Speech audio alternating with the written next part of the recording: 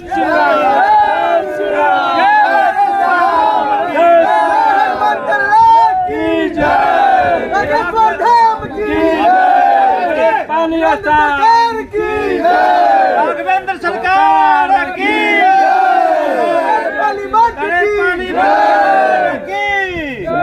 कीर्ति दूर से हम लोग सुन रहे हैं।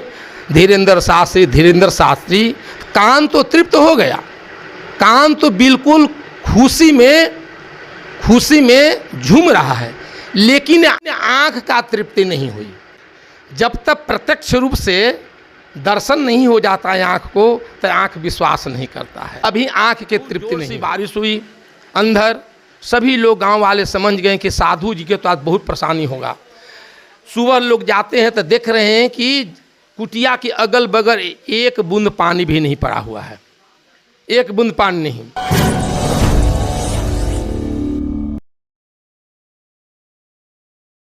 और नमस्कार, स्वागत है शौर्य भारत पर। मैं हूं आपके साथ अमित खत्री। पूरे देश में चर्चा में बने बागेश्वर धाम के पीठाधीश्वर धीरेंद्र कृष्ण शास्त्री का बिहार की पावन भूमि पटना में आगमन होने जा रहा है। पटना से कुछ ही दूरी पर त्रेतपाली मठ है, वहीं उनका 5 दिवसीय कथा होगा और 15 तारीख को दिव्य दरबार लगेगा। लोगों की जन समस्याएं सुनी जाएगी, लोगों की पर्ची खुलेगी। लेकिन त्रेतपाली मठ कहाँ पे है, त्रेतपाली मठ का इतिहास क्या है? अभी हम वही जगह पे खड़े हैं और हम आपको दिखाना चाहेंगे कि ये वही त्रेतपाली मठ का मुख्य द्वार है। और इसी के अंदर वो जो त्रेतपाली मठ कहा जा रहा है, जिसकी 600 एकड़ में बीघे में जमीन है, 600 एकड़ में, ये वही त्रेतपाली मठ है। इसका इतिहास भी हम जानने की कोशिश करेंगे। आइए हम आपको बात कराते हैं त्रेतपाली मठ के जो लोग हैं, उनके जुड़े जो सदस्य हैं, आइए हम उनसे बात कराते हैं। जहां बागेश्वर धाम के पीठाधीश्वर धीरेंद्र कृष्ण शास्त्री पहुंचने वाले हैं, अपनी कथा करने जा रहे हैं। वो काफ़ी चर्चों में रहते हैं। इस बार त्रेतपाली मठ में वो आकर चर्चा में बने हुए हैं। सर, इस बार त्रेतपाली मठ में वो आ रहे हैं, क्या कहेंगे, इसका इतिहास क्या है?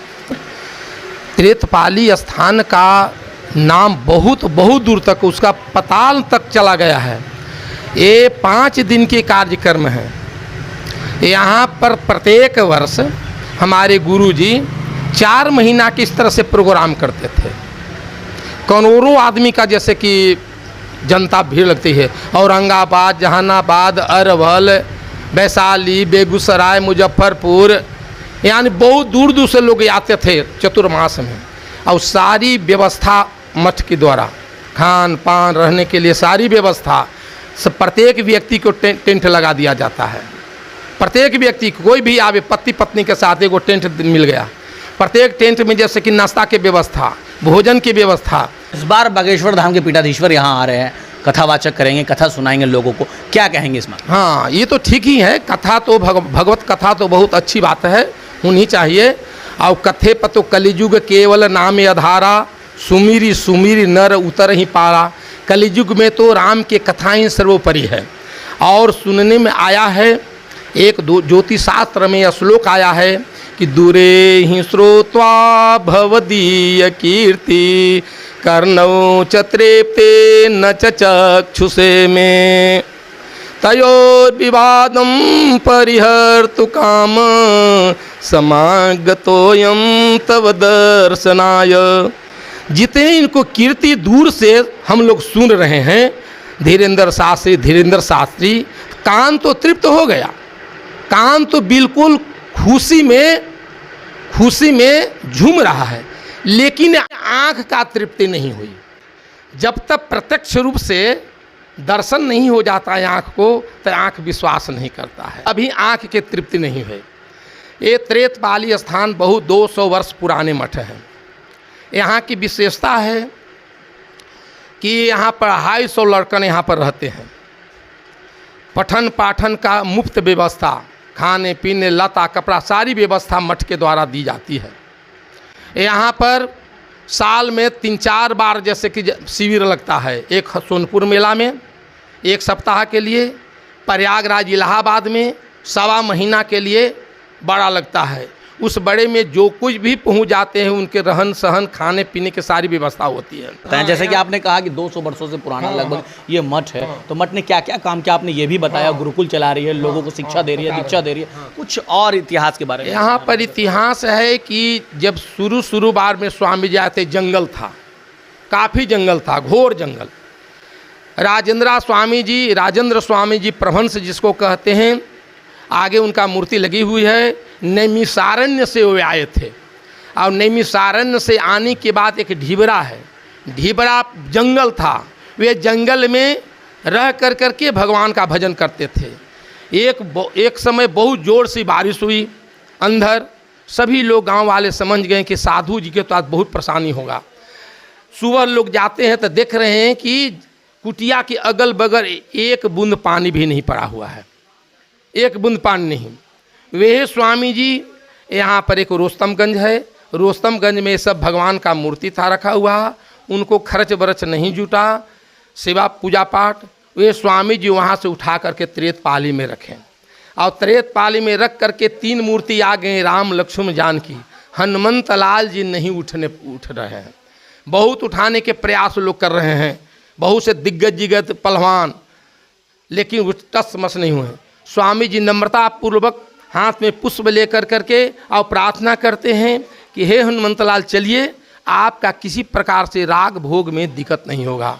मंगलवार का दिन था, मंगलवार को वे कहे थे कि मीठा चीज़ का भोग लगाऊंगा, तो आज भी तस्मई का भोग यहाँ मंगलवार को लगता है। इन्हीं का ये निर्माण किया हुआ है मठ। आज तो ये मठ की काफ़ी बड़ा ज़मीन है, 600 एकड़ों में लगभग ज़मीन है। ये है, उनके बाद में कई महंत बदल चुके हैं।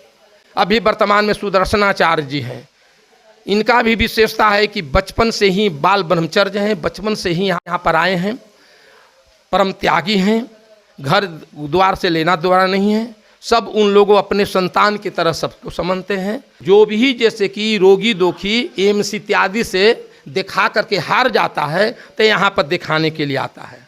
अब ये सिद्ध पीठ है, त्रेतपाली जो है सिद्ध पीठ है, हाथ धर देते हैं, राघवेंद्र भगवान का दर्शन हो जाता है, सब रोग समाप्त हो जाता है। धन्य हमारी अमर भूमि है जिसका नाम परातरेत, नाम मात्र लेने ही से जग भर का भागे भूत परेत।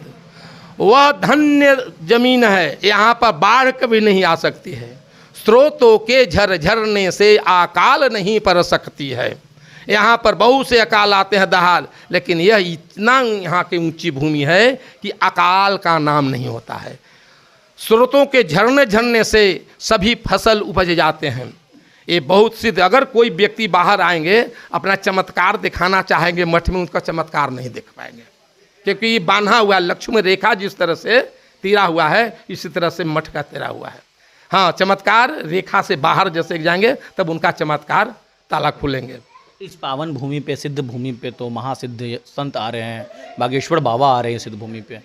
हाँ, है ये है, वे तो है ये, तो हम तो पहले ही कहे हैं कि जितना कान से तृप्त हो चुके सुन करके, देखे तो नहीं है, तो कान तो कहेंगे दूरे ही सुरतवा, दूर से ही सुन करके कीर्ति को, जस को, कान तृप्त हो गए, लेकिन आंख की तृप्ति नहीं हुई है। अब रंग रोधन का काम चल रहा है मठ पे। हाँ। कब से चल रहा है? अपना काम धाम छोड़ करके नवयुवक लोग यहाँ पर इस कार्य के लिए, सफलता के लिए लगे हुए रहते हैं। युवक लोग भी पूरी भागीदारी से लगे। भागीदारी, औरत से लेकर के मर्द तक सब कोई अपने तत्पर है, जहाँ तक जिसको बन रहा है भगवान को स्वागत में तैयार। जब आएंगे तो पहले भगवान से दर्शन करेंगे, और यहाँ से दर्शन कैला के बाद भी जैसे कि अपने स्टेज पर जा करके हनुमत कथा का प्रारंभ करें। यानी कि पहले, सबसे पहले जब वो आएंगे, हाँ, उस मठ पे आएंगे, यहाँ दर्शन करेंगे भगवान के, उसके बाद, क्योंकि संत जो हैं, विद्वान जो हैं और हनुमान भक्त जो हैं, तो बिना राम के दर्शन के तो कल्याण नहीं होगा। तो राम के तो दर्शन करने ये भी करें, राम लक्ष्मण जानकी की मंदिर है यहाँ पर, तो राम से तो दर्शन, गुरु महाराज से तो दर्शन करके ही जाएंगे, जी कथा सुनाएंगे। क्या नाम हुआ?